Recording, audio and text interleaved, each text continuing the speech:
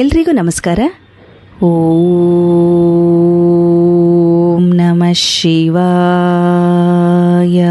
ಇವತ್ತು ನಾನು ವಿಶ್ವಗುರು ಬಸವಣ್ಣನವರ ಎನ್ನಂತರಂಗ ನೀವಯ್ಯ ಎಂಬ ವಚನವನ್ನು ಓದಲಿದ್ದೇನೆ.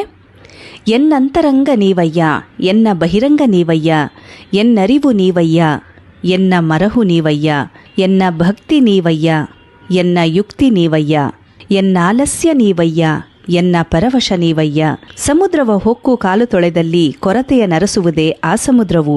ಎನ್ನ ಲೇಸು ಹೊಲ್ಲೆ ಎಂಬುದು ನೀವೇ ಬಲ್ಲಿರಿ, ಇದಕ್ಕೆ ನಿಮ್ಮ ಪಾದವೇ ಸಾಕ್ಷಿ, ಎನ್ನ ಮನವೇ ಸಾಕ್ಷಿ, ಕೂಡಲ ಸಂಗಮದೇವ. ಈ ವಚನದ ಭಾವಾರ್ಥ ಈ ರೀತಿಯಾಗಿ ಇರುವಂಥದ್ದು: ನನ್ನ ಅಂತರಂಗ, ಬಹಿರಂಗ, ಅರಿವು, ಮೊರೆವು, ಭಕ್ತಿ, ಯುಕ್ತಿ, ಆಲಸ್ಯ, ಪರವಶ ಎಲ್ಲವೂ ಈಶ್ವರನೇ. ಸಮುದ್ರದಲ್ಲಿಳಿದು ಕಾಲು ತೊಳೆದ್ರೆ ಎಷ್ಟು ನೀರು ಕಡಿಮೆಯಾಯಿತೆಂದು ಸಮುದ್ರ ನೋಡುವುದೇ? ನನ್ನಲ್ಲಿ ಒಳಿತಿನ ಕೊರತೆ ಎಷ್ಟಿದೆ ಎಂಬುದು ನಿಮಗೆ ಗೊತ್ತು, ಇದಕ್ಕೆ ನಿಮ್ಮ ಪಾದ, ನನ್ನ ಹೃದಯವೇ ಸಾಕ್ಷಿ ಎಂದು ಬಸವಣ್ಣನವರು ಈ ವಚನದಲ್ಲಿ ತಿಳಿಸಿರುವಂಥದ್ದು. ಶರಣಾರ್ಥಿಗಳು.